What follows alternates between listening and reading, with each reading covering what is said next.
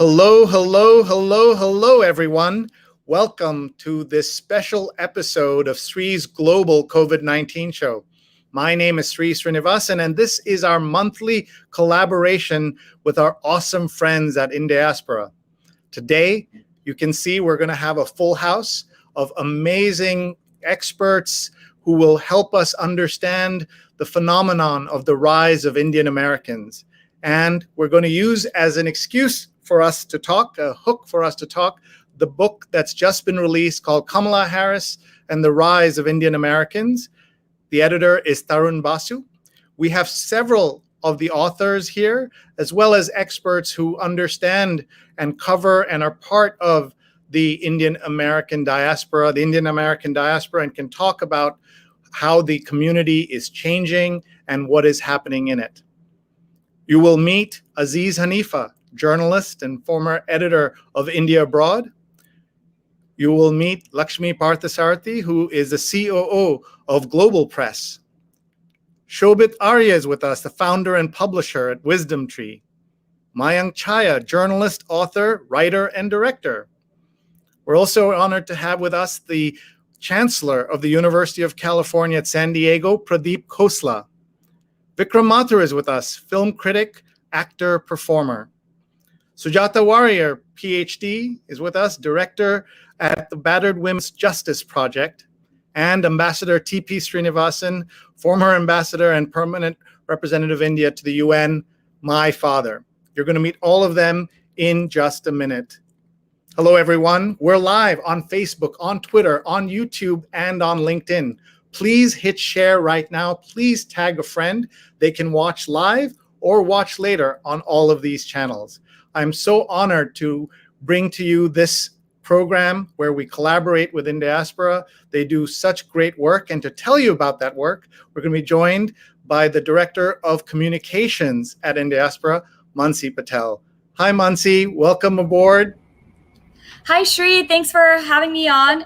Really excited to be here. This is a fantastic set of speakers that we have who've contributed to this amazing anthology, Kamala Harris and the Rise of Indian Americans.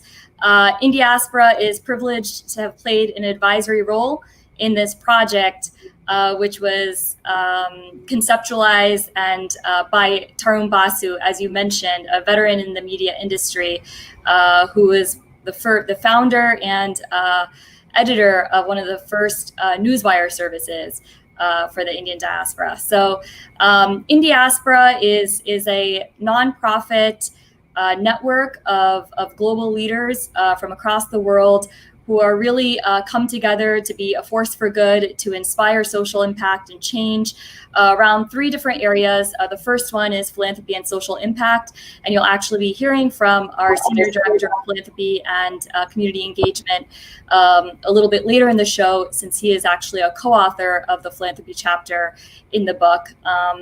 Another area, and I should also mention, earlier this year, we did a lot of work around giving to India with the COVID crisis. And there's a platform, chologive.org, where if people are still interested in giving, they have the opportunity to do so. So that's one of the first areas that In Diaspora is really plays a key role in. The second area is tech and innovation. Our founder, M.R. Rangaswamy, is one of the first angel investors out in Silicon Valley. And so we really play a big role there. And then the third area is civic engagement and really building the political power of our community. We've hosted a few different presidential balls with the election of President Obama and with the recent election in 2016 of several Indian American members of Congress. And I think this book really kind of captures a lot of the growing interest in the Indian diaspora with the election and of our Vice President Kamala Harris, and I think it's really an opportunity to shine a spotlight on so many different arenas that the Indian diaspora are kind of having an impact, including the political realm with so many different elected and appointed leaders in the new administration, but also really a wealth of different fields and arenas, as so many of these authors tonight will be able to tell us, whether it's academia, whether it's science, whether it's entertainment, whether it's entrepreneurship, and maybe we can bring up the book cover when you get a chance sometime tonight. But it's a really beautiful book, and we have a few special editions with the In Diaspora logo as well up there. So, over to you, Sree. I think just really excited about the program tonight. Thank you, Mansi, and it's such a pleasure to work with you and your team at In Diaspora on not just this project, but so many others. And I want everybody to follow In Diaspora on the various channels, social channels, and please check out the website at indiaspora.org. And thank you, Mansi.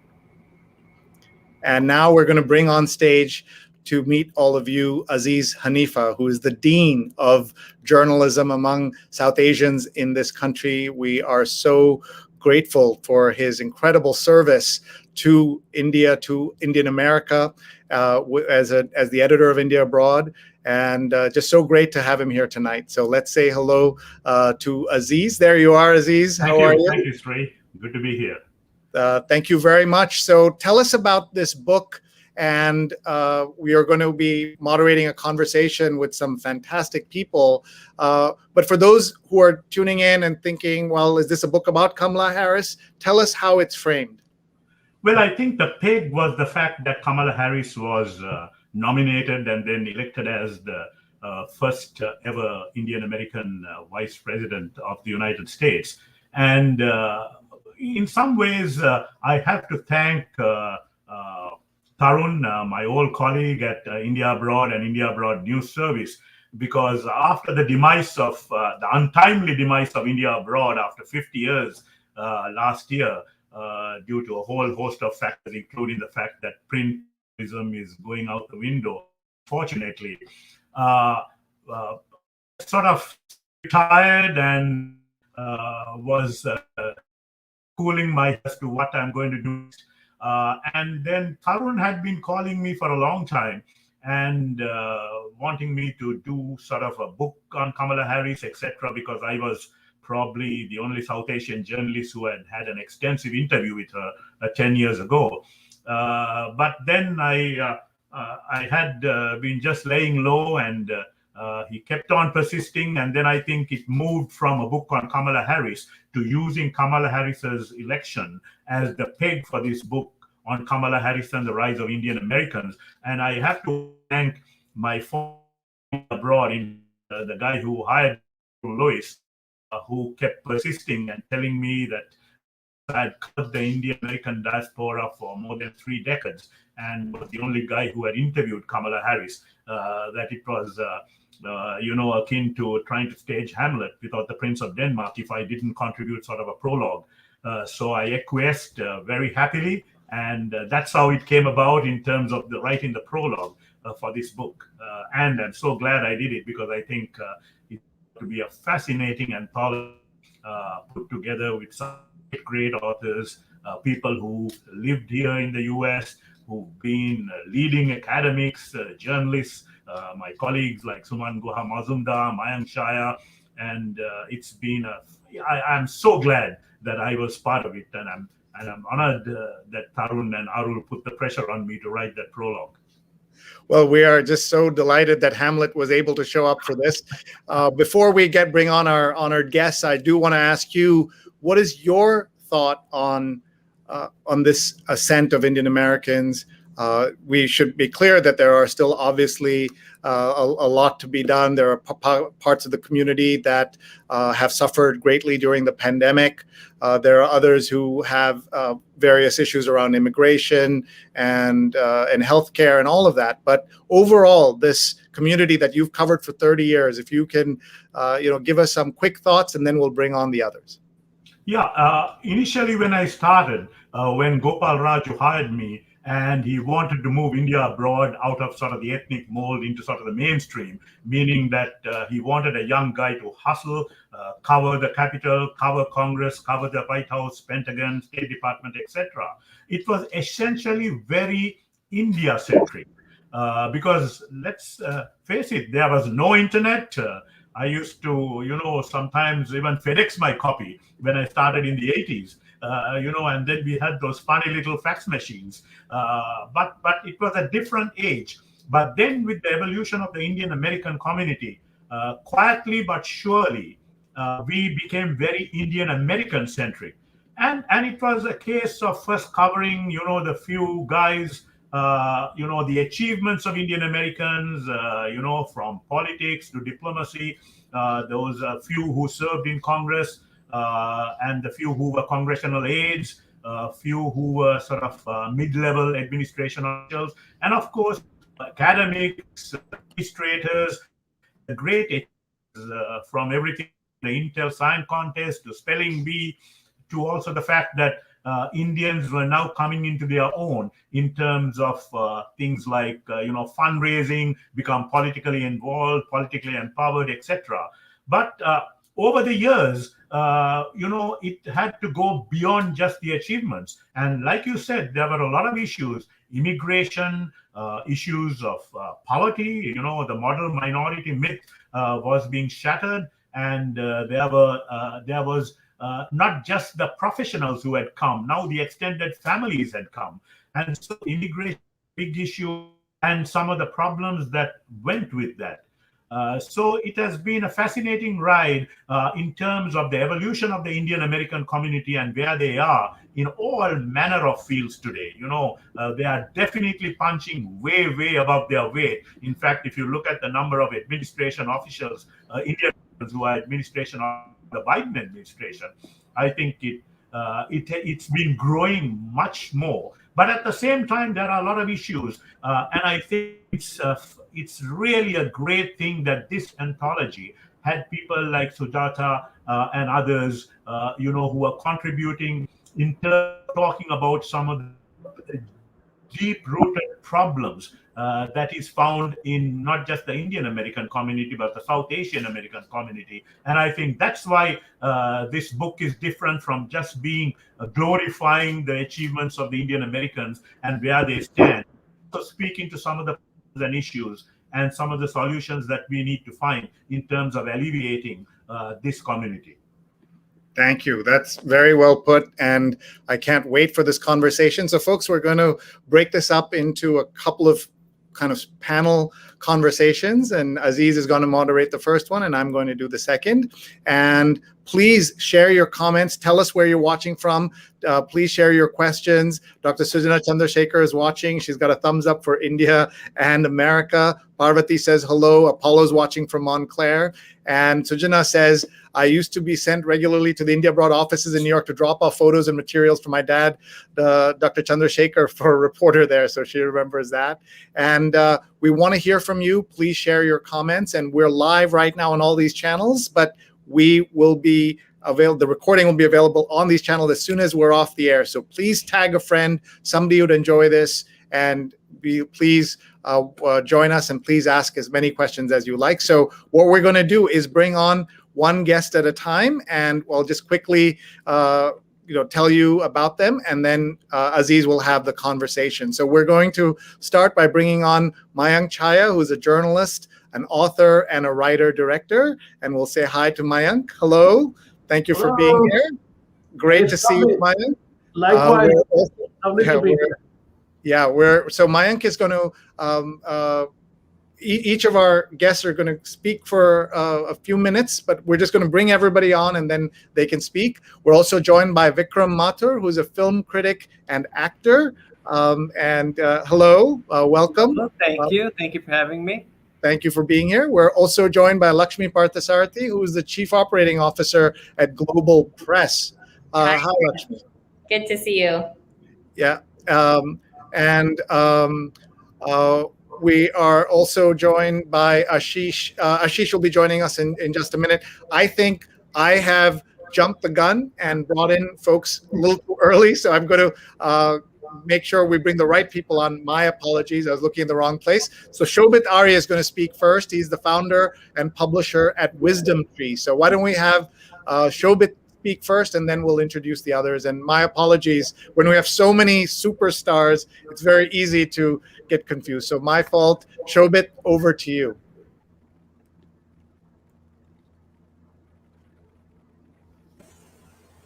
Thank you, Sree. It's a pleasure to be here today. This book has been quite an interesting experience for us, because usually for a publisher, we get manuscripts which are complete or near complete. But in this case, Mr.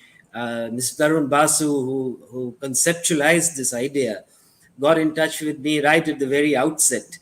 And it was, it was a journey where he was discussing with us almost everything that was happening, the roller coaster ride of, getting so many contributors and getting all the contributions in a particular manner. And I think all hats off to him that the book turned out so well.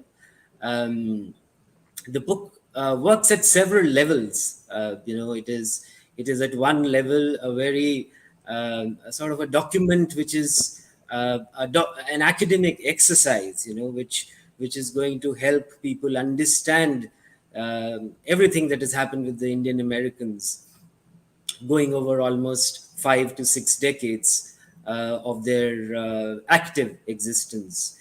At another level, it is a very emotional journey, as all such journeys happen to be. So they sort of connect at a very relatable level.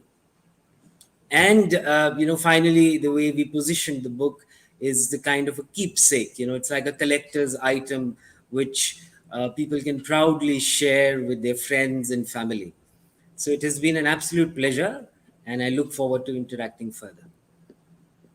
That's so great, and thank you so much for being here with us, and congrats on your work. Let's now bring on the Chancellor of UC San Diego, the University of California, San Diego. Pradeep Khosla is with us. Thank you, Sree. First of all, thank you for this opportunity to be not just an author, but to be also on this panel. I have to say that my own involvement in this book was both really exciting and also strenuous. It turns out that MR calls me and says, Pradeep, we want to talk about Indians in academia. What can you do about it? And you can imagine the difficulty I was in, because there are thousands and thousands of Indians teaching at US universities. And I could not figure out how I could be doing justice to them. So first of all, I need to apologize to all the people who have not mentioned it here. So what I then did was I talked to someone and I said, you know what, we're going to focus this on Indian leaders in academia. Because in '86, when I finished PhD at Carnegie Mellon, I never thought I'd be chancellor of any university, because people who spoke with an accent, who were people of color, were not chancellors. They could not fundraise. They could not move in this society. But lo and behold, here I am, 30-some years, 40 years later, 35 years later, the chancellor of one of the top 5 institutions in the country. So I thought, okay, that's what we would focus on, the rise of Indian Americans, not just in academia, but across the administrative leadership ladder. So there we are. Well, what an incredible thing. I know as an academic myself, how, to be a chancellor and to have that career that you've had is really special. So thank you very much for being with us. And please stand by. We're going to have Aziz is going to ask you some questions and be with you. I now have the pleasure to introduce my dad, VP Sreenivasan. He's former ambassador of India and former permanent representative of India to the UN. And hi, Acha, as we say in Malayalam. Thank you for being here. Thank you. Thank you very much. It's nice to be here, particularly to be moderated by my own son. And I seem to be the only one in this panel who worked in the Indian Embassy in Washington and also the permanent mission in New York for several years. And I have witnessed and in fact participated in mobilizing Indian American public opinion and their concerns to India's interests in the United States. And that is an aspect is what I have covered in the book. I was associated with the discussion of the book right from the beginning. The dilemma was always how to relate the two things, two parallel stories. One story of the rise of the Indian Americans and the other story of the rise of Kamala Harris. And where do you integrate it? And how did one story supported the other? And that is how the discussions went on with Tarun Basu and others. And we decided to speak in terms of both and then leave it to the readers to understand the linkages and how each story has supported and encouraged. And here the most important aspect, as I can see, is how we started utilizing, shall we say, or making use of the support and the sentiment of the Indian Americans to promote the cause of India. This started with the infamous Burton Amendment, which used to come to the Congress every year, asking that American assistance to India should be cut by 10% because of our human rights report. And that is where we started in getting Indian Americans who are known to the congressmen and senators to take an interest in Indian affairs. And in 1997, when I reached there, that was the last year of the Burton Amendment, because we had so much support in the Congress that Congressman Burton decided not to put forward that amendment anymore. And there started the story of the Indian caucus in the US Congress and later in the Senate, which really became an institution. And the embassy was simply a catalyst. What we did was to brief leading Indian Americans to understand the nuances of Indian policies, for them to communicate that to the influential people in the government and the US Congress. And therefore, we were able to build up a fund of goodwill and a group of individuals who began taking interest in Indian affairs, not simply Indian American affairs. And that is a success story. And it was demonstrated best after the 1998 nuclear tests. I was in Washington at that time. That was the most difficult time we had in our relationship. And that time, the only people who talked to us was the Indian American community who were proud of the nuclear tests. Otherwise, we were completely persona non grata with the US government. And the story of building it up from 1998 to 2008 for the nuclear deal, the tremendous contribution that Indian Americans have made to that journey is what I have tried to record in my chapter. Fantastic. Thank you. And everyone should know that my father had, as we've seen in India, there's been so much trouble with COVID as we've had in the US as well. He had COVID, he and my mother, but they're both looking great, sounding great, and so they're there. So, Acha, I'm sorry I'm not there with you, but here we are on this panel together. Let's bring on Great to see you. Dr. Sujata Warrior is with us. She is going to talk about the chapter that she wrote. She's the director of the Battered Women's Justice Project, Success Through the Lens of Women, celebrating an alternative model of the marginalized. Thank you very much for being here, Dr. Warrior. Yes, thank you, Sree, for having me, and to all my fellow panelists. It's wonderful to be here, and I know it was a challenge that my colleague Shamita Dasgupta and I took on when asked to write this specific chapter, because what we were trying to do, and many of you actually, Aziz, you sort of referred to it when you said that, the challenge has been the image of the Indian American community as being the model minority, and how that has excluded the voices, lives, and experience of the marginalized. That includes women, the LGBTQI community, the poor, the working class, sort of the non-educational conformists, and all of us activists, as well as social change makers, trying to bring about change in the community so that the community would actually think about those who are marginalized. So the entire chapter is looking at the notion of success from the lens of the marginalized, and examining not just the anti-domestic violence organizations that have been in existence for now close to 4 decades, but other progressive organizations that have created spaces for all those who are marginalized by the community. And so we, in the end, actually not only highlight all of the major achievements of all of these organizations, but also we issue a challenge to the community to hear the voices and listen to the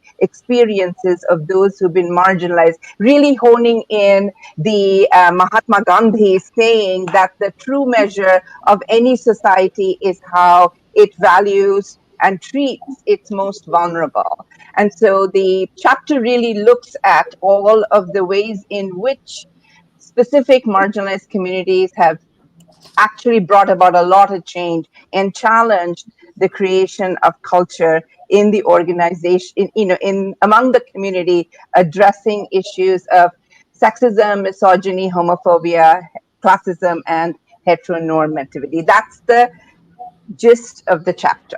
Thank you for having me.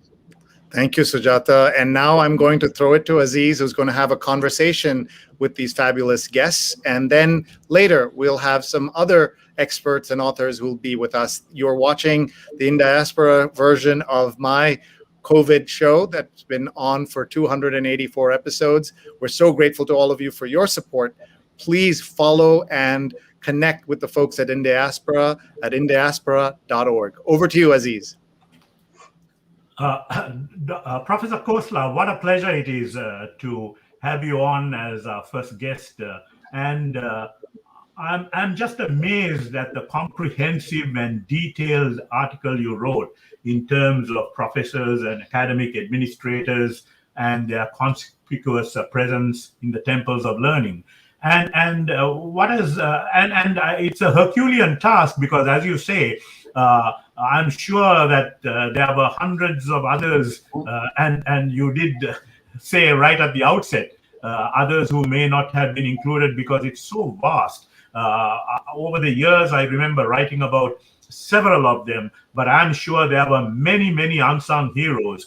And that's what I want to speak to you about in terms of the fact that, it's the professors, the academic, the researchers fields who have, among the Indian American community, produced some of the Nobel laureates. And also the fact that they have been at the cutting edge of technology, arts, literature, etc. And the list goes on and on and on. But the media and, the community at large, and I'm guilty of it too over the years, we write about their appointments, we write about some of their achievements, but we never follow up in terms of the step-by-step cutting-edge work they do, etc. Because what happens is, like you, I think, mentioned in your book, the focus turns more onto the Indian American corporate honchos, the CEOs, the Indra Nuis, the Satya Nadellas, the Sundar Pichais, because there is sort of a political element to it.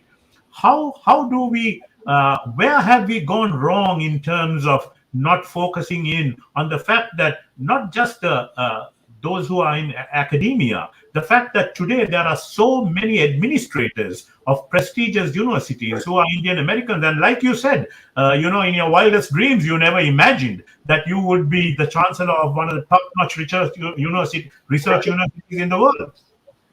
So I don't know, Aziz, that if you have that we have gone wrong in any way. I think the first wave of immigration was primarily labor to build a railroad and just labor force. But I think around the 60s, 70s, 80s, the wave of immigration was basically educated people coming here to get the next degree. And then because the economy here was growing, staying here to find a new life, to find a better life. And for me personally, I came here not because I wanted to get away from India, but this was the only place where you could do great research. And in 82, when I came here, there was hardly a place in India where you could do research.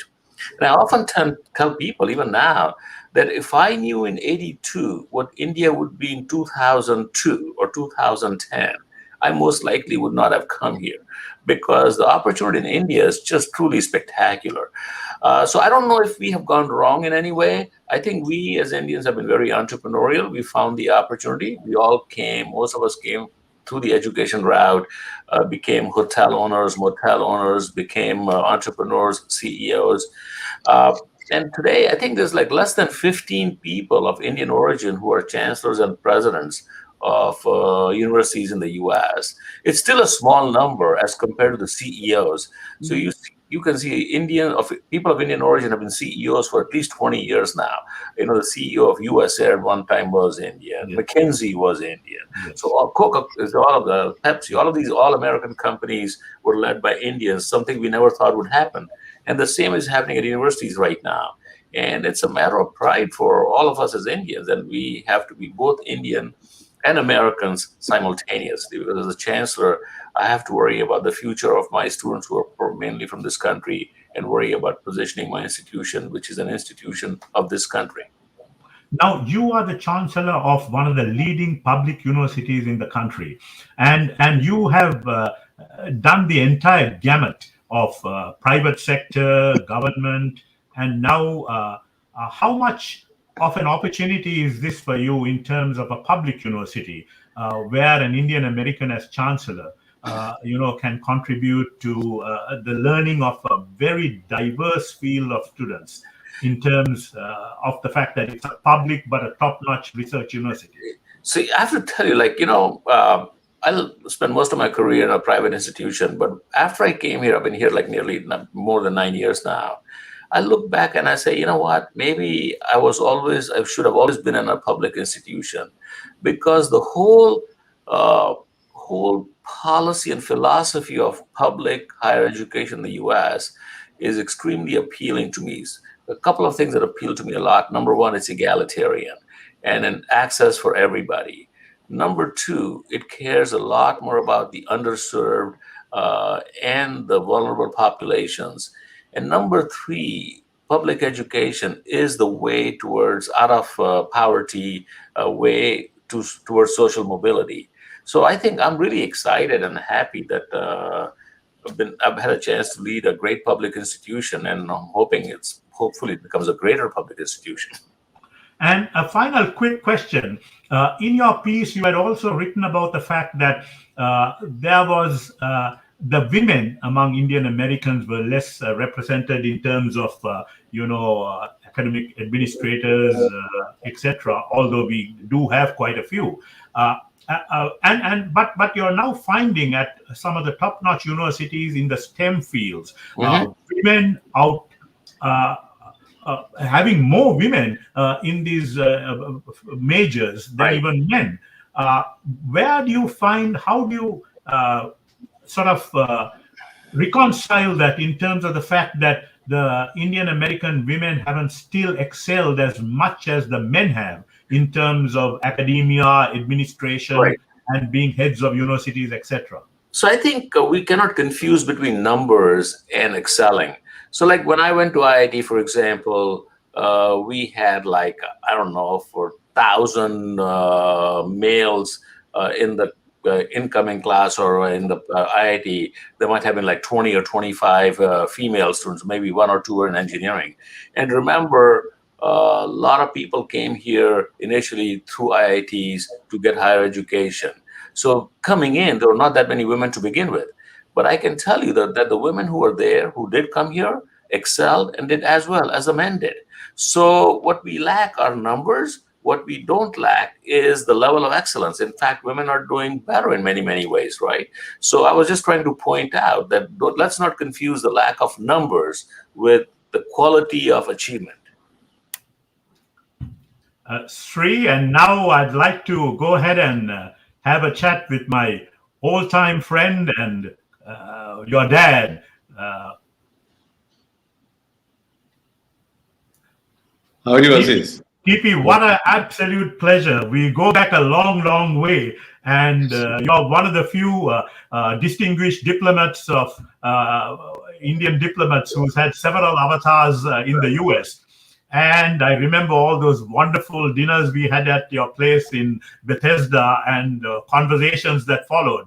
And let's not forget to give credit to your wife, Aleka, who was instrumental in founding Karuna Charities, which has been doing yeoman service over the years, which I've written about in terms of what they do, in terms of not just the Indian American community or the South Asian American community, but also the mainstream community in terms of homelessness, indigent people, giving them a break, educating them, etc.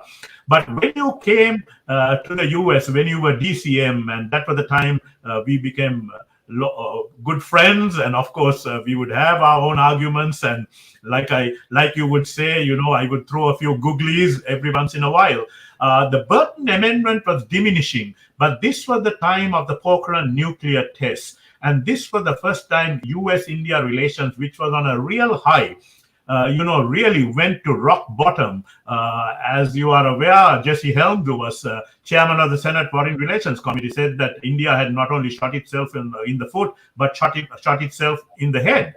And as you know, I think there was less than 1 or 2 congressmen who came for the Congressional Caucus dinner that was going to be when this Pokhran test happened.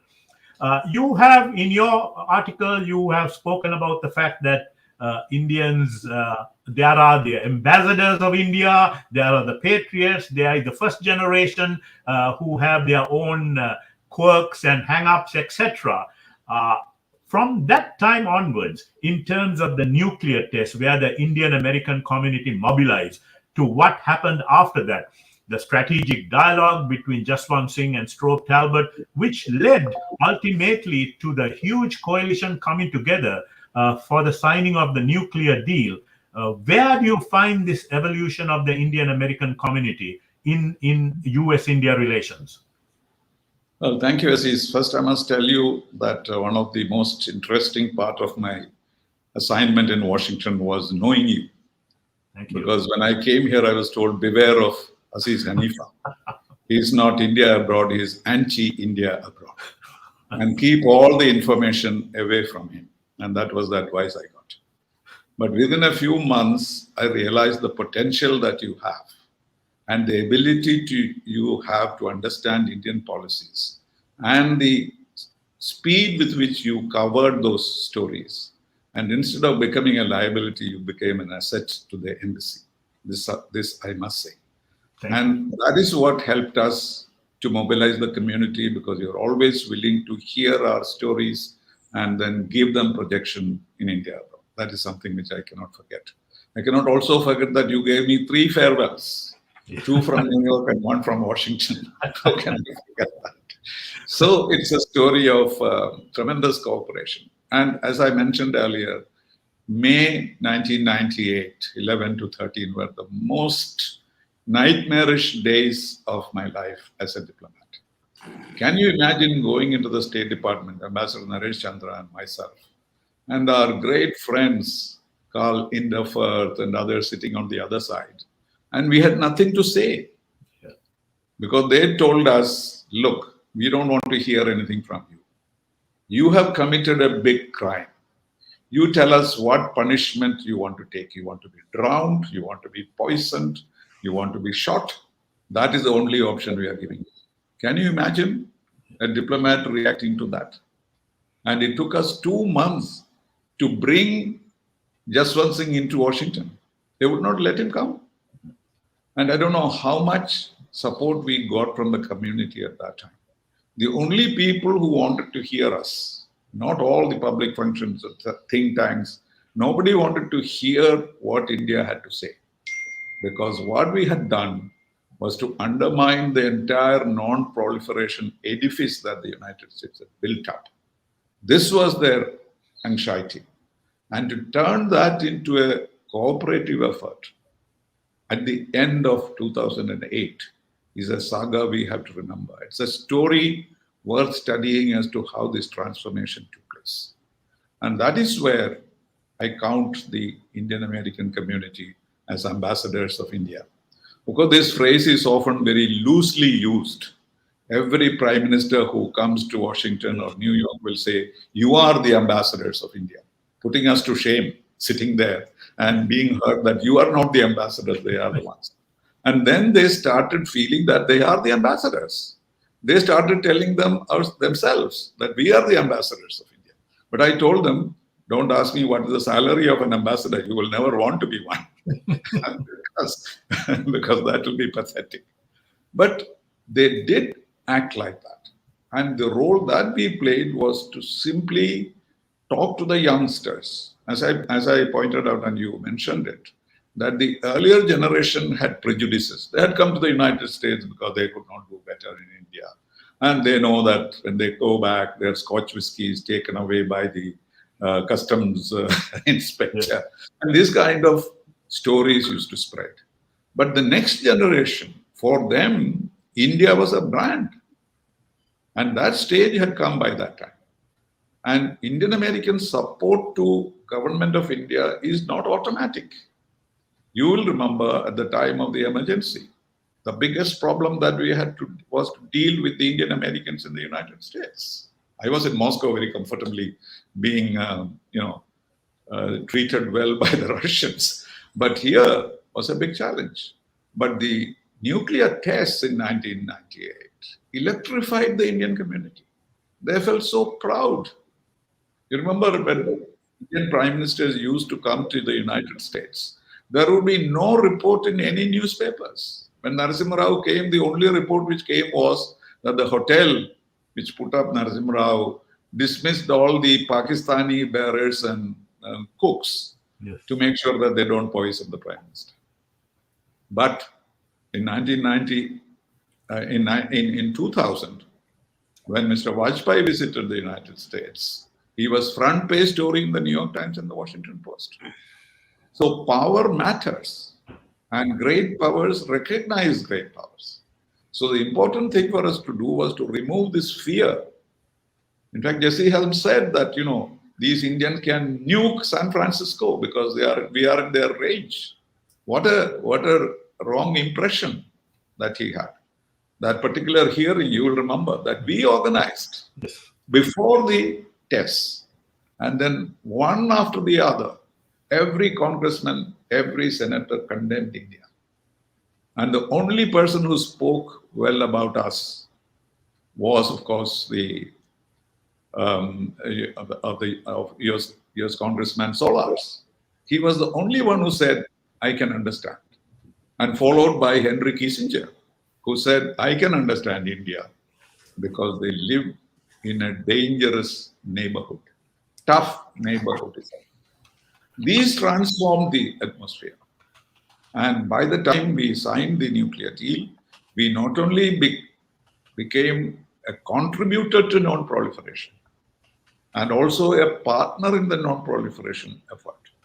And that is exactly what happened in Indian relations. And the role of the Indian community in this has to be emphasized. That's why I chose to write about that aspect. And that made me a lot of friends.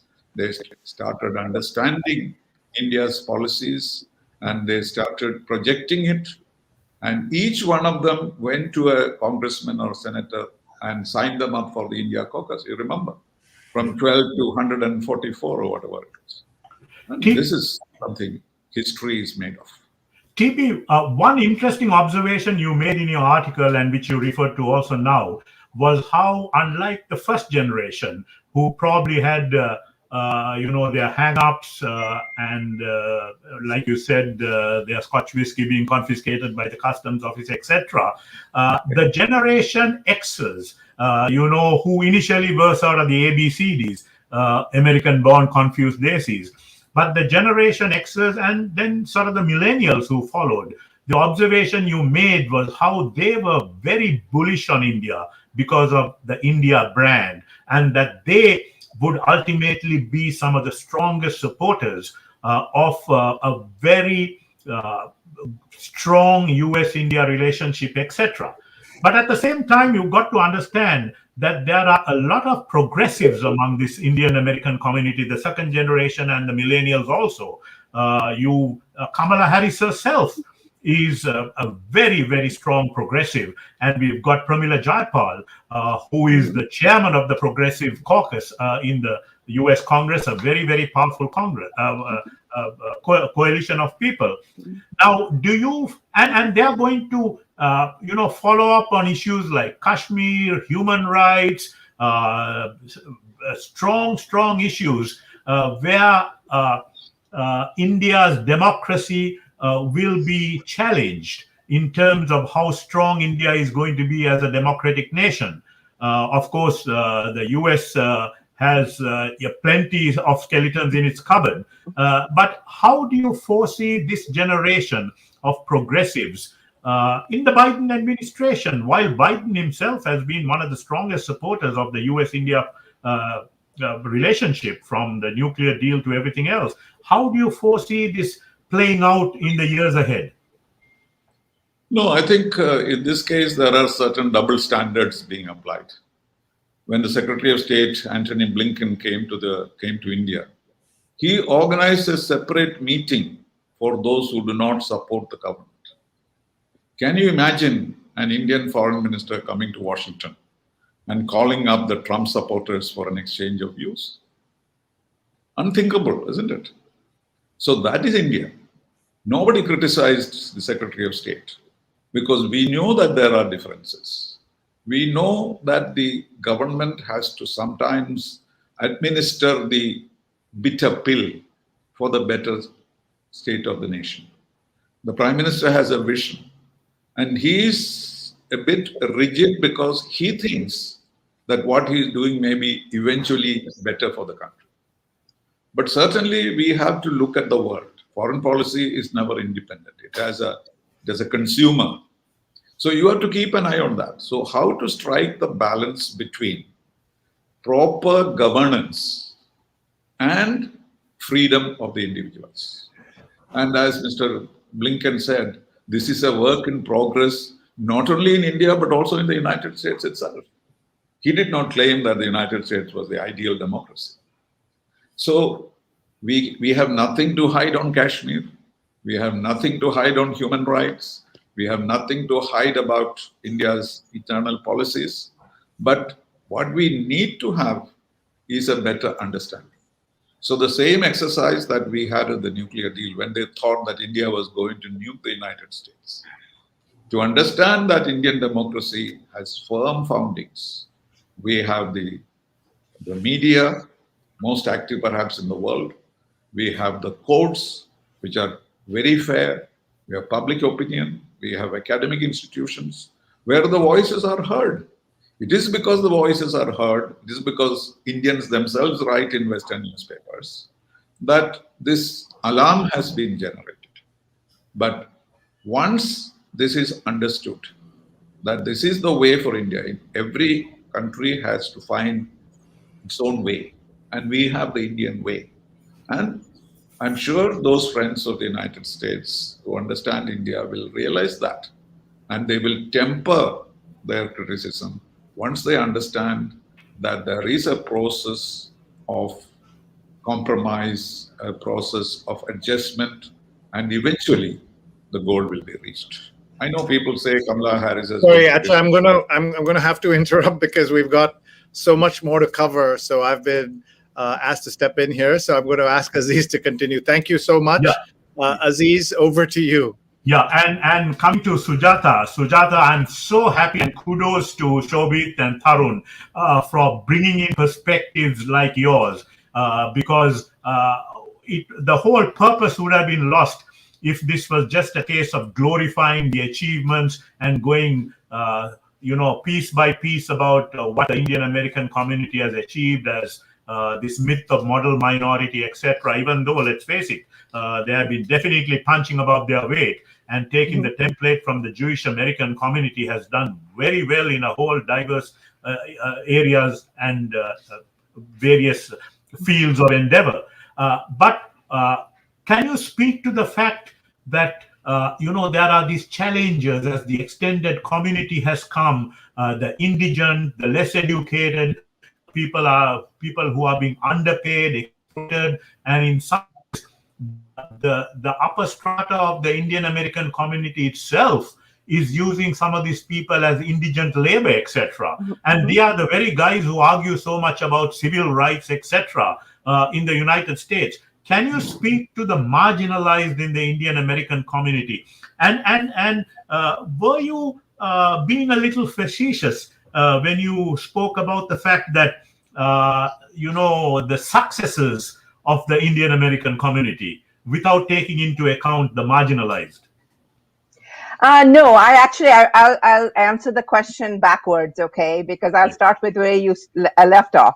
So, and thank you, because I do know that India Abroad, when you had Ella Dutt as one of, she covered a lot of the work that was happening in the early 80s around both domestic violence as well as sexual assault in our community. So it was really what we were trying to do in the chapter is really to argue that success cannot just be defined as being economic, political.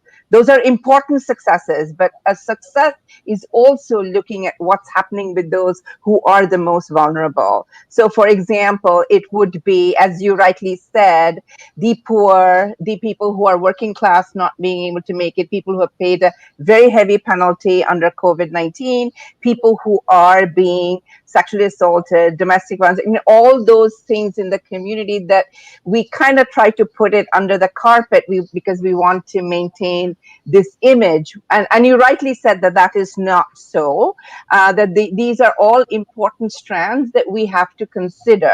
So in most of the work I have done over the last 40 years, yes, it's been focused on both violence against women, but also a lot on child abuse and child sexual abuse in particular, because these are the topics that get hidden. But, the only way we can really uplift everybody is to talk about all of these issues. They cannot be sidelined. And so covering, all of those issues, I know Shamita, Thurun and I went back and forth on, what were we trying to do? All we were saying is that when you talk about success has to be thought of in the broadest possible terms, right? It's not just narrow. We have to uplift. And you said that, post 60s, we've had a bifurcation in the immigration patterns, right? Because the early immigration, we've kind of lost that history for a whole host of reasons. But then you have, as Dr. Costa said, we have the people educated higher, sort of people with PhDs, MDs, all of them coming in, and then you have extended families. But in our experience, issues such as violence exist in both communities and both stratas of society. Just because you're educated doesn't mean that you may not be facing violence, because many of the early cases we've dealt with have been, people who are highly educated, because these are cultural ideas that we have sort of imported. I mean, when we imported and recreated our culture, yes, we brought very beneficial traditional values, but we also bought some of those, sexist, misogynist ideas. And that is what has come to the forefront. I don't know if you've been following, with COVID, with the rise of gun sales, there have been very high rates of sort of homicide, suicide, killing of children. So I do think we owe it to our communities to highlight those things and say, why is it having, what kind of support can we provide? How do we make sure that as a community, we engage with all of those progressive issues also, because they are part of our community. Finally, in terms of the fact that philanthropy is very big in the Indian American community today, as they have established themselves, set up foundations, etc. But NGOs and non-profit people like you all have always had problems in terms of getting funding, because, as you say, the community at large didn't want the level of respect and admiration others had for it as a overachieving community, to some of these issues to be exposed, etc. Have you all had success in the last few years, in recent years? I know India Abroad has always been on the ball in terms of covering all these issues. In fact, I've done cover stories on LGBTQ the communities, etc. Are you all having any success in terms of funding, in terms of doing the kind of work that social activists like you all continue to do in spite of all the challenges you all face? Actually, I would say that the community has always supported us, but they never wanted to do it publicly. I don't know if I'm making myself clear, but the thing is, they've always supported us. They've always given, but I was part of Manavi for a very, very long time, and I still continue to do some work on very complicated transnational cases, and those like trafficking. Those are the cases that I now work on, not the sort of straightforward ones, but the community has always given us money. The community has always supported, but the community has also said, don't make it public. Right. So, yes, the struggles for non-governmental organizations are always there. But I would say the community has supported us, not just the DV and sexual assault organization, but the LGBTQ, people who are working on trafficking. Absolutely. But it is the public face has to be still maintained. So it's this funny, contradictory relationship we have. But we continue to pursue it because, everybody's voices have to be uplifted. Thank you very much, and over to you, Sree.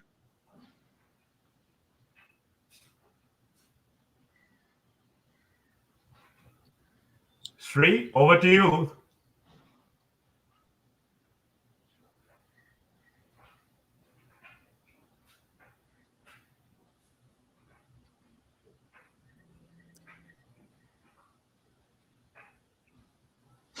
Hi, Aziz. Thank you so much. What a great panel. So much conversation that I wish we could go on for a long time, but we have others as well. Aziz, before you leave us, any final thoughts? No, I think I really enjoyed myself because we had 3 fabulous panelists, and on everything from U.S.-India relations to disrupting the model minority myth, and then Professor Khosla giving us his perspective on the tremendous and amazing number of Indian American academics, counselors, administrators, really punching way beyond their weight. Those days we would always talk about the fact that you could go to any university and you would find a Jewish American professor or a dean or anything. And today you could say the same about the Indian American community, which I think is saying a lot.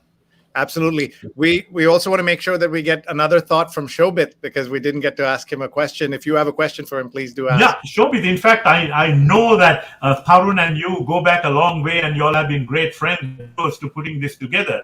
But can you talk about the fact that how this all evolved? Because I think initially it was a different kind of book you all wanted to do, coinciding with the fact that Kamala Harris was running for president. And then her whole campaign imploded. And then I think it metamorphosed into a kind of Kamala Harris and the Indian American community. If you can speak to that. Thank you, Aziz. Actually, that was happening before we entered.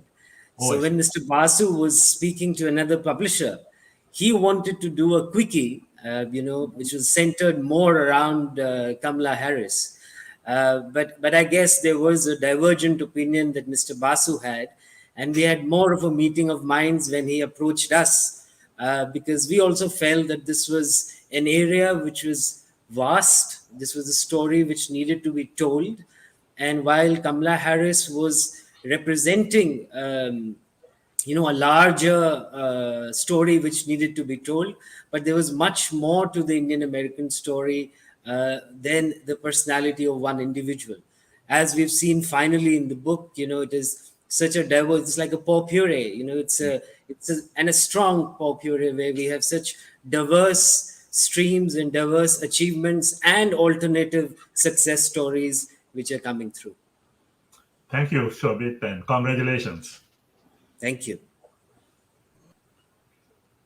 Over to you, Sree. Thank you, and thank you all for being with us. Aziz Haniffa, journalist and editor at India Abroad, Ambassador VP Sreenivasan, Sujata Warrior, Dr. Warrior from the Battered Women's Justice Project, and Shobit Arya. Thank you very much. And now we're going to go to our next panel, and we are just delighted to be able to bring you another great set of speakers, and I'm going to moderate this part of the conversation. So what we're going to do is encourage all of you to please check out riseofindianamericans.com, which is the website of the book, Kamala Harris and the Rise of Indian Americans, edited by Tarun Basu. And In Diaspora is a partner on the book and a partner on this show. along with Wisdom Tree for our global COVID show on Scroll.in. So in this session, you're going to hear from another set of great speakers and experts, and they will share their thoughts, and then I will ask them a question each about their area of interest, and then we will continue to take your comments and questions.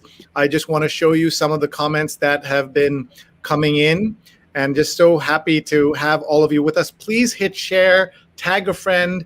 They can watch this live or later.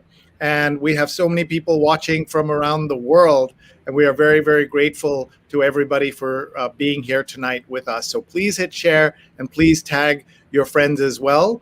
And In Diaspora is, of course, on Facebook and Twitter. And of course, check out the website as well, indiaspora.org. So what we're going to do is I'm going to name the panelists, and then we're going to have them speak. So let's bring on stage Mayank Chaya, journalist, biography author, and writer-director. Hi, Mayank. Hello. Thank you for being here. Film critic and actor Vikram Mathur is with us. Hi, Vikram. Hello. And Lakshmi Parthasarathi is with us, CEO, COO of Global Press. Thank you very much for being here. And what we are going to do is ask each of you to give us your kind of opening thoughts. And we also will then turn to Ashish Shah, who is with us as well. Ashish is with In Diaspora. He is the Senior Director of Philanthropy and Community Engagement to kind of help us wrap up this conversation. So first, I'm going to go to Mayank, who wrote the chapter At the Center of Excellence, Seminal Contributions in the World of Science. So Mayank, over to you. Thank you, Sree. It's a great pleasure to be here. For me, it's like homecoming because the players that are involved, starting from my dear old colleague and friend Tarun Basu, we go back 35 years when I joined India Abroad News Service out of Bombay then. I'm talking about 85. I have another dear friend, Aziz Haniffa, as a contributor. Of course, there's Shuman Gua Mazumdar, who is equally a dear friend and colleague. And finally, Shobit may not remember, but when he was just about starting his publishing house in Delhi, Tarun and I were, in fact, meeting him fairly frequently. So I'm aware of the work that Shobit has done. So that's, for me, it's like homecoming. A quick thing about the reason why I chose to write about science is, apart from being a hard news journalist for 40 years now, my primary interest, intellectual interest, has always been physics. I have a background in physics. I graduated in physics and chemistry. So it was sort of a natural choice for me to choose something that addresses an astonishing range of achievements that Indian American scientists have been displaying for the last 4 or 5 decades. I think it's an interesting first step to record something which has never been recorded, and I'm especially thrilled that a book of this nature has chosen to do it. Of course, like I said, it's a tentative first step, and we have many more to go. Well, it's so important what you've just described in terms of the importance of science.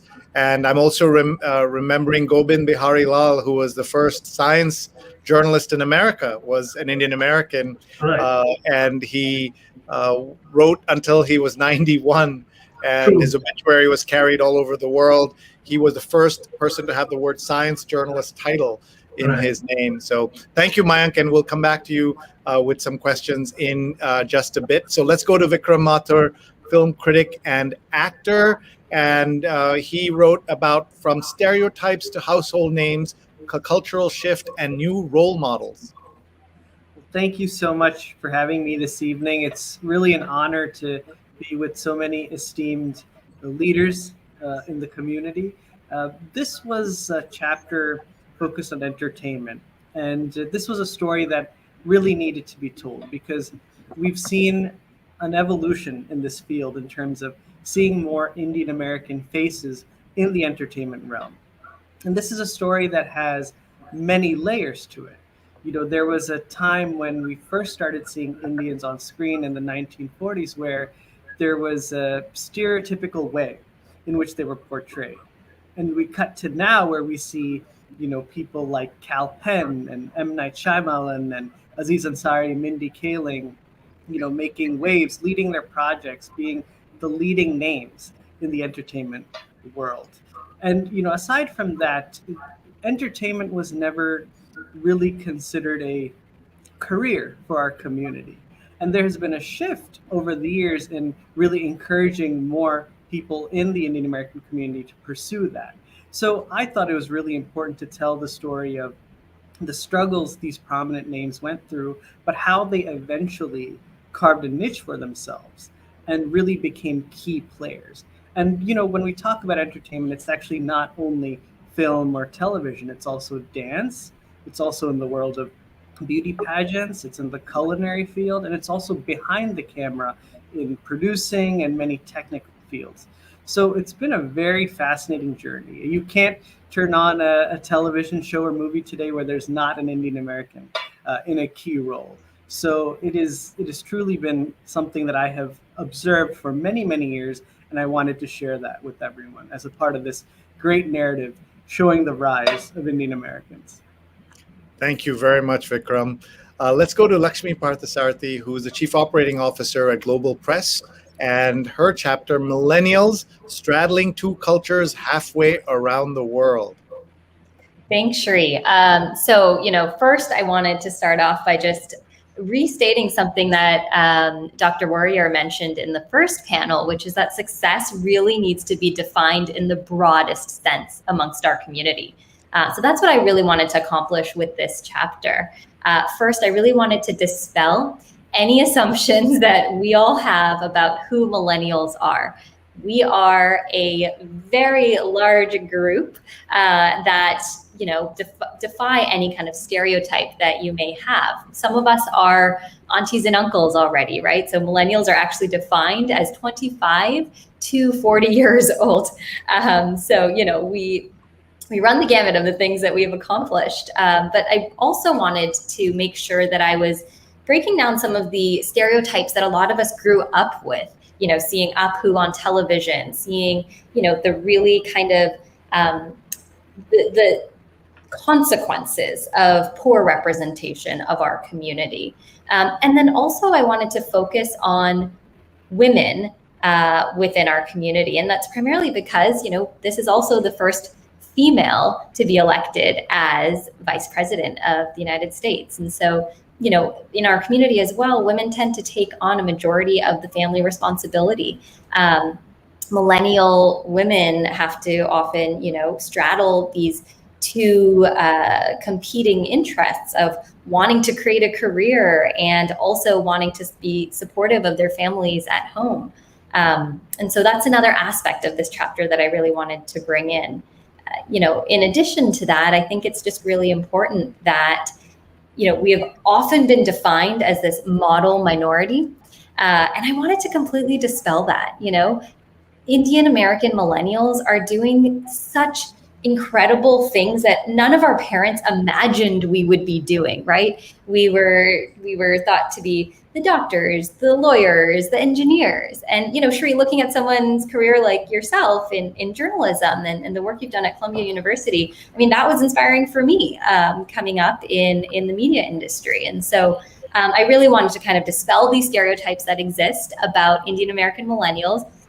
And I wanted to focus on the really unique things that our community is doing, from Purvi Shah creating the Movement Law Lab, from, I focus on Richa Shukla and Lily Singh, who are really incredible,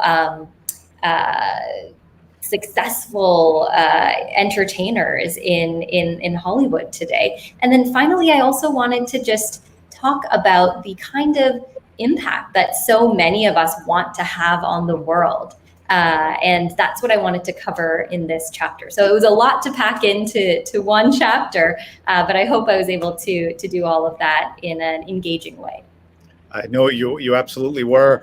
I think for millennials, the first time they get called auntie or uncle by somebody is a big shock, and it still awaits people like you. I've already been called auntie. Yes. So did you say do not call me auntie?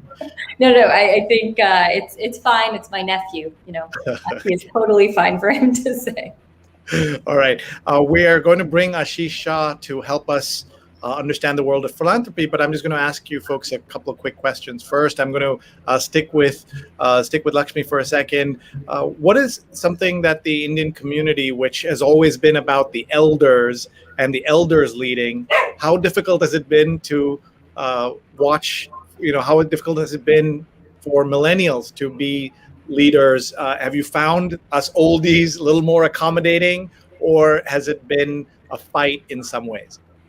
One of the things that I cover in this chapter is that I don't think any one of us has one kind of uniform experience, right? And so some of us are trying to blaze our own trails and along the way bring our older generation along and help them see how, impactful the work that we're doing may be, or see how, we're passionate about new things that they never imagined.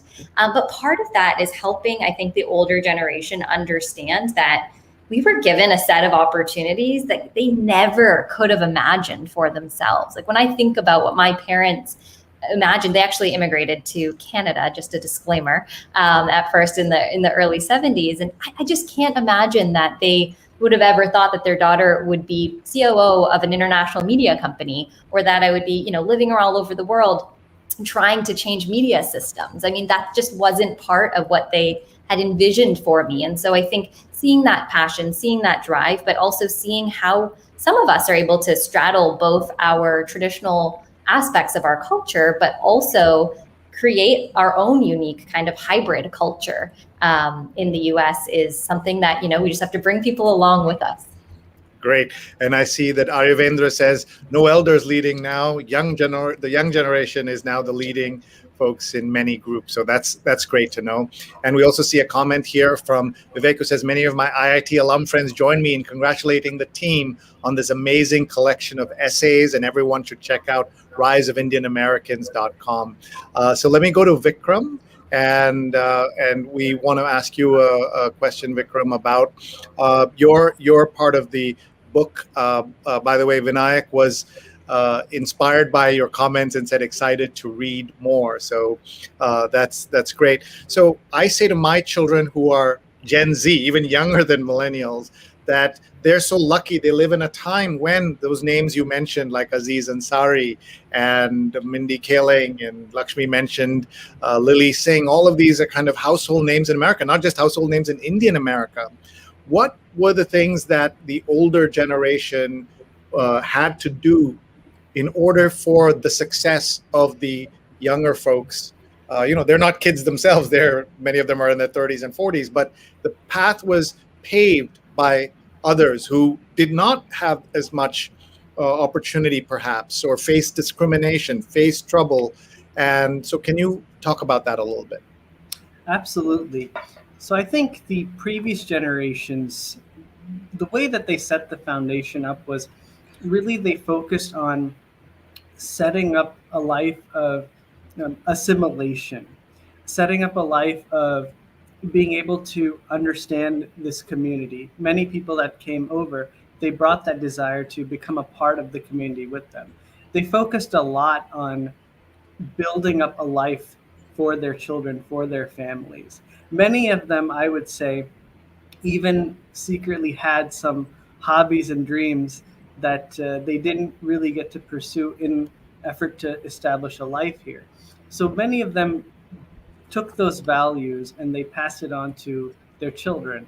And they realized that, aside from maybe traditional career paths, there's other places where their children can make an impact and really have a broader contribution to the world around them. So they set up these lives that enabled their kids to get the best education, have access to all kinds of opportunities and hobbies, exposing and broadening the world that they are. And so the next generation got exposed to this, and the parents really encouraged their kids over time to pursue what they want to do, as long as they had the desire to work hard and to pursue it with full passion. So the foundation of values and the foundation of opportunity really came from those teachings over time. And do you agree with me that for really young people, they just don't know a world where it wasn't common to see so many faces in entertainment? Oh, absolutely, absolutely. I think that we have so much diversity in the entertainment space, not only Indian Americans, but many different communities represented. So I think if they were to look back at older works and see what was there, it might be a little strange for them to not see so many people represented. One quick thing I'll mention, which I also talk about in my chapter, is there was a film that came out in the late 1960s called The Party, starring Peter Sellers. Yeah. Now, this is very interesting just to kind of show what it used to be like. Peter Sellers actually played an Indian character wearing brown face. So at that time, they did not even cast any Indian in that role. They took a famous Hollywood star and put him in brown face and had him play an Indian role with an accent.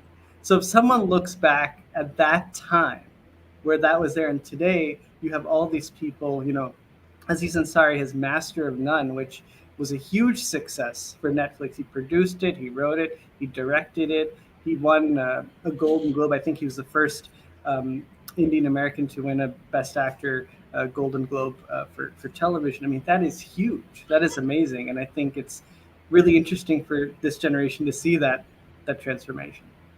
Oh, thank you.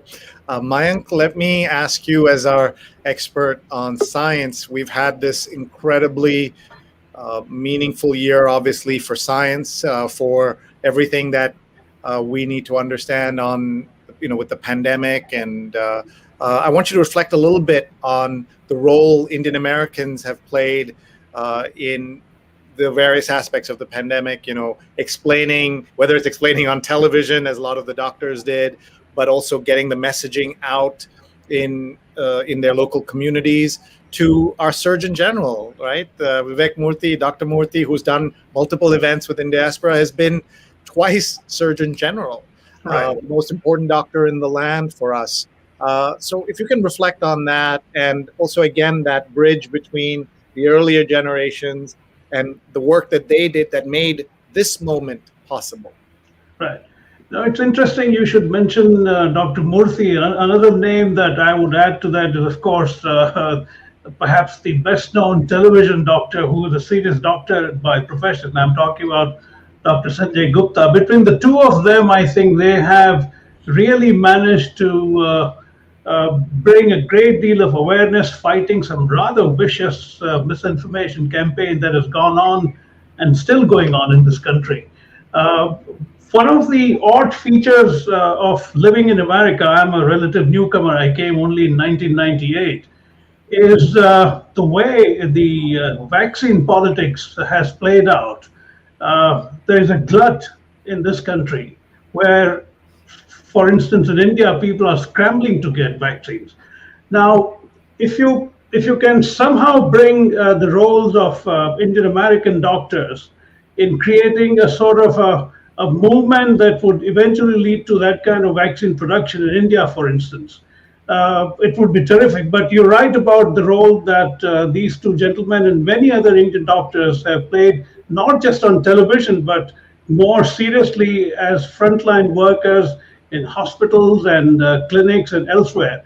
I think that's a seminal achievement which would require its own chronicling 5, 10, 15 years down the line. And I think it's a huge story to tell, not just as a journalist, but I think even as someone who would be interested in doing perhaps a couple of books about what they have done. You're so right. We also saw the incredible contribution of nurses and scientists, research scientists, all of these different industries. And I hope that people will be able to track and honor those folks in the years to come. So I think at this moment, we'd like to bring Ashish Shah onto the show. And Ashish is with In Diaspora. He is the Senior Director of Philanthropy and Community Engagement. And he wrote a chapter, Leading Meaningful Change, Building a Culture of Philanthropy Among Indian Americans. Welcome, Ashish, and over to you. Thanks, Sree. Thanks for having me, and thanks for the opportunity. So glad to be here.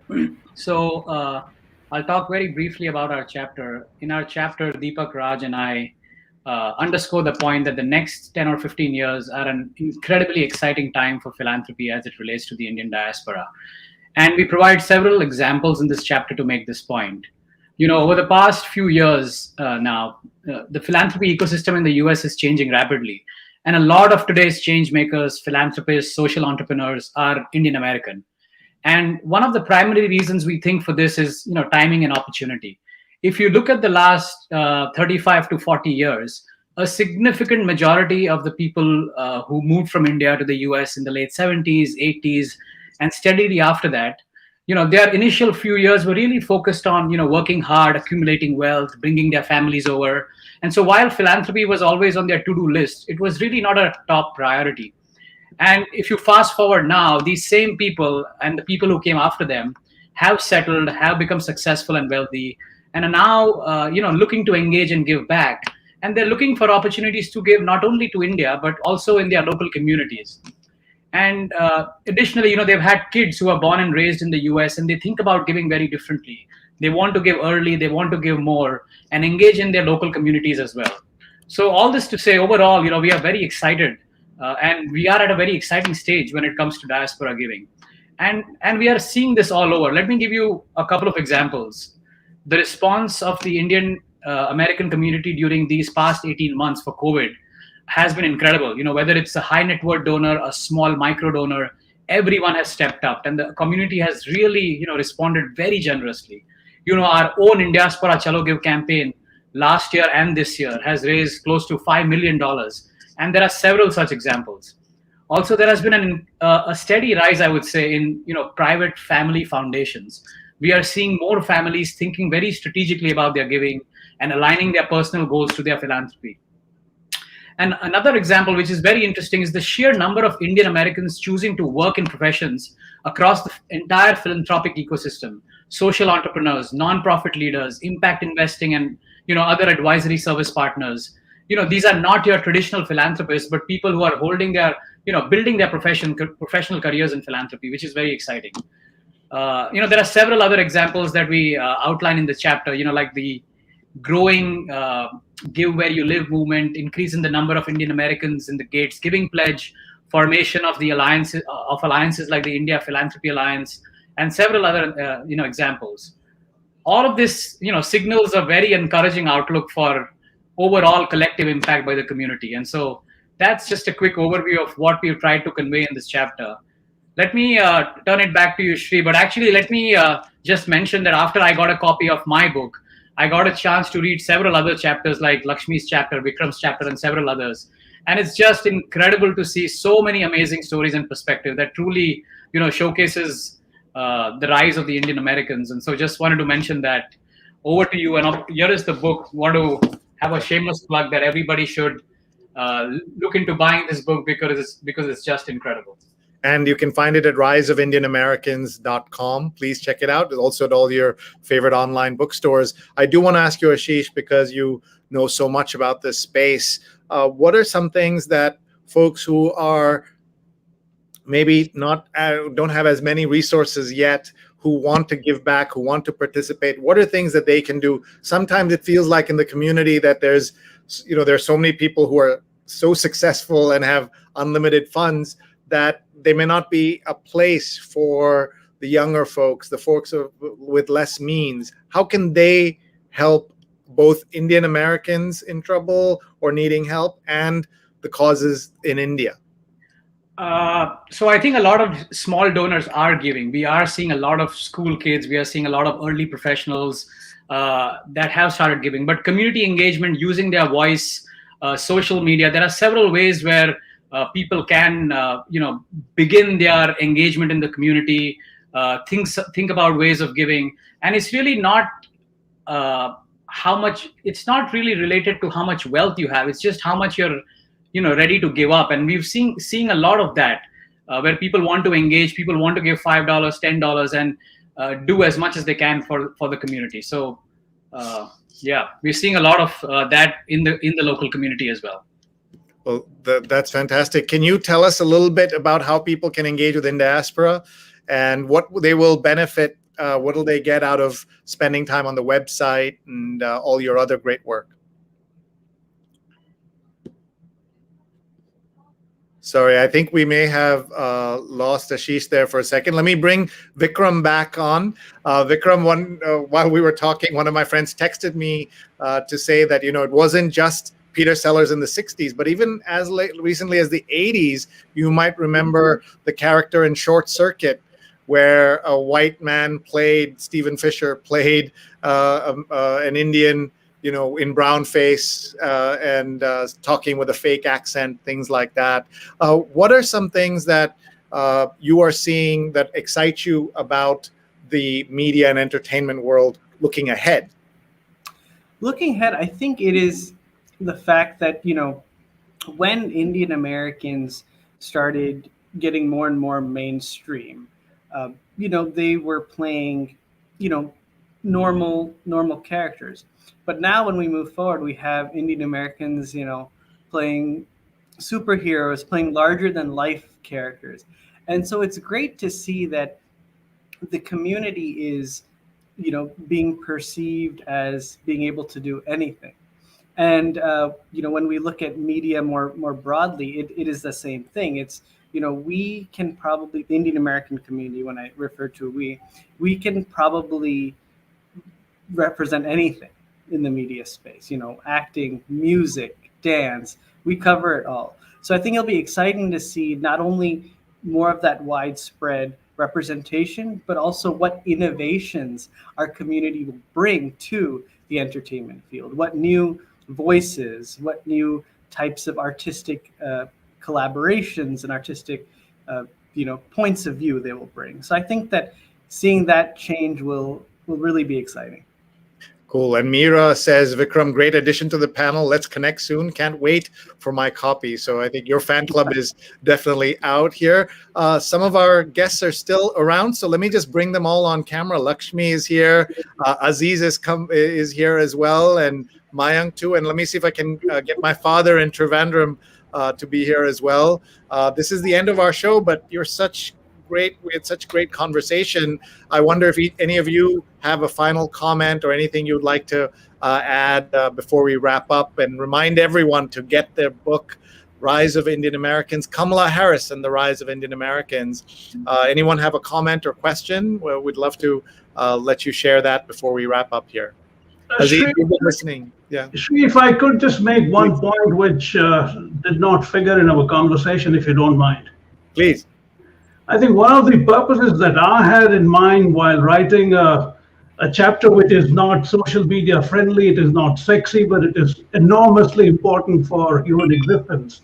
I think this book may start a process where you begin to see the emergence of articulators of this astonishing achievements that Indian scientists have had in the US.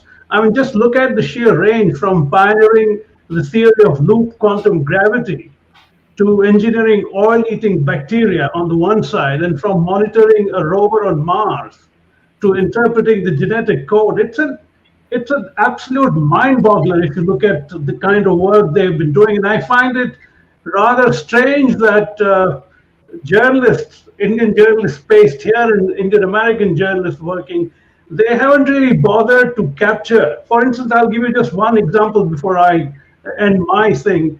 There is a very well-regarded physicist called Dr. Abhay Ashtekar, who is perhaps on the cusp of winning the next Nobel Prize in Physics.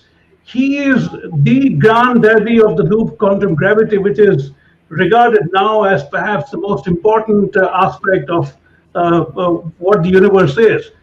People hardly know him because he has chosen to remain focused like Dr. Subramanian Chandrasekhar, his PhD mentor, to remain so focused on his pure science that people don't reach out to figures like this. And I think this book might do that trick, and that's my hope. No, that's fantastic. Thank you. Here are some of the other comments. Vijaya is watching. Good program. Hope to read the book. Congratulations, Mayank and others who have contributed.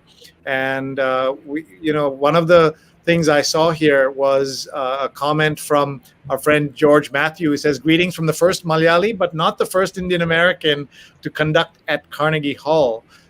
That's George Matthew. Another, there's so many stories to tell, Aziz. As you and Tarun and others were thinking about the book and putting that together, there's so many stories you couldn't tell. Was there something that, in particular, that you remember that you want to leave people with, Aziz? Well, you're right. There are so many stories to tell, and like Mayank said, sometimes we journalists are guilty of it. We don't do these stories because it isn't sexy enough. There isn't a buzz. And in India Abroad, boy, if India Abroad could have hung on, there was a pipeline of stories waiting to be told. And, I used to do all-nighters, and I've got sciatica by writing nonstop for 37 years. But wow, I would have loved to have gone on and on and on, because there is this pipeline, this backlog of unsung heroes, just like Mike mentioned now. Stories to be told, stories on the cusp of doing great stuff. And to think that Indian Americans, South Asian Americans were doing this in America, where they are less than 1% of the population, is something to be really admired. And of course, we should remind folks that Aziz and Haniffa is not an Indian American. He's Sri Lankan American. And I think that gave him a way to cover this community as an outsider, insider, and insider, outsider, in a way that most other people would not have been able to do. I'm going to ask my dad if he has a final thought, and then we're going to go to Vikram, and then finally Lakshmi is going to leave us with her final thoughts as well. Just a comment about the book arising out of what Shobit told us. The choice was between writing a book on Kamala Harris and writing a book on the Indian community. Because many people ask whether she became vice president because of her father or her mother. This is a very, very interesting question. But without claiming that it was the mother who shaped her, we have told the Indian American story, and the Kamala Harris story has remained as a kind of symphony as part of it. I think this is the success of the book, and is not glorifying an individual. It is not glorifying even a community. So we have told the story, and the readers will find the link between the two and will be ready for greater experiences of this kind. And that is really the contribution that this book has made. And you will have noticed that there is not even a photograph of Kamala Harris on the cover of the book. In fact, I asked Shobit, "Are you sure you don't want a cover picture on the cover?" He said, "No. We want her to remain dormant in this work." And that, I think, was a wise decision. Thank you. Thank you. Vikram, final thoughts?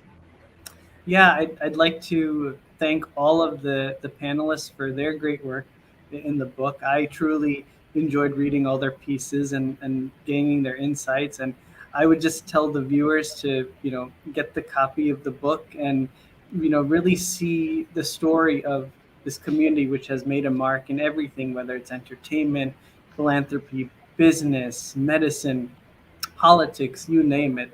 And, as Ambassador Srinivasan mentioned, that it's also a very objective book. So you will get perspectives that are not glorifying, but telling the story as it is. And it's the first of its kind. So I would recommend everyone to go get it, and hope you enjoy all the pieces of it. Okay. Thank you very much, Vikram. And Lakshmi, you get the final word. Thanks, Sree. So I would just end on the note of this book, it isn't just for Indian Americans, right? I really encourage all Americans, Canadians, a global audience to read this book, to be able to really absorb the uniqueness of these stories.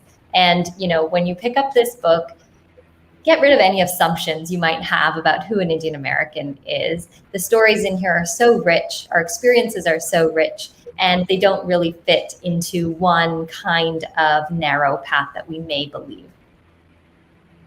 That's very, very, that's a very good thought to end on.